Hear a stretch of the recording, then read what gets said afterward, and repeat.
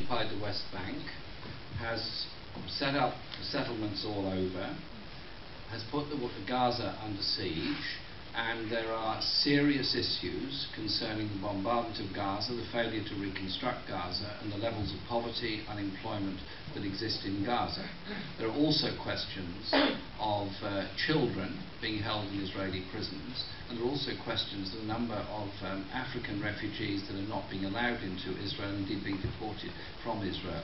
There is an EU-Israel trade agreement which has a human rights clause within it. There are investigations going on into war crimes on both sides in the Gaza conflict, but there are questions going on.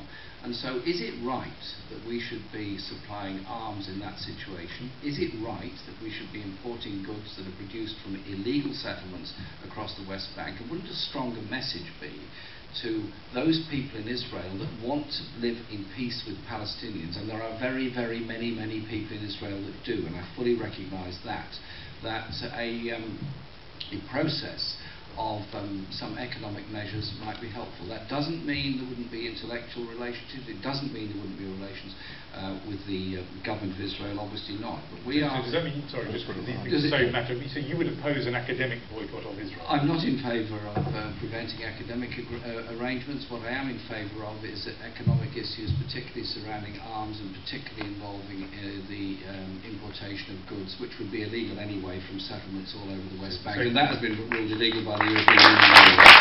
So again, to be precise, you would support an economic boycott of settlement produce, you would not support an economic boycott of goods made from Israel proper. The European Union has agreed on goods being imported from Israel proper, so to speak, but not from settlements. There is an issue of there is an issue of relabeling of them, which has to be addressed, because if relabeling is going on, it actually becomes illegal in itself, and so I'd want to see some much tougher sanctions on that. But if you were confident that the goods were from Israel proper, using that phrase, you would be comfortable with that not being boycotted? Well, that's okay if they're properly produced goods and so on, but I do think we've got to get real about the situation of Israel and its relationship with Gaza and relationship with the settlements. Israel did withdraw from Gaza, did close the settlements in Gaza, but there's now 500,000 people who are in settlements all over the West Bank. There are reserved roads for settlers, not for anybody else. That is not a good position to be in, and I think if there's to be long-term peace in the region, those issues must be addressed.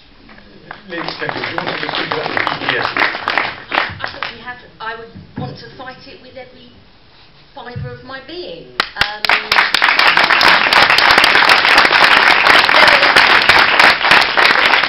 At risk of stating the obvious, there is a huge difference between Netanyahu's government and the state of Israel, and we just have to be absolutely clear about that. And I do worry that the kind of increasing pressure on some universities and others, I think it's very worrying.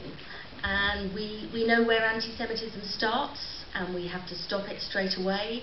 And I am concerned that there's a kind of delegitimising of the Israeli state going on that we have to be very clear about and fight about. And that does require, the specific question, I think, was about what you do with other MPs. As a leader, and your shadow foreign secretary would have to take that lead and show from the start what the leadership of the Labour Party thinks about these issues and give a clear direction of travel.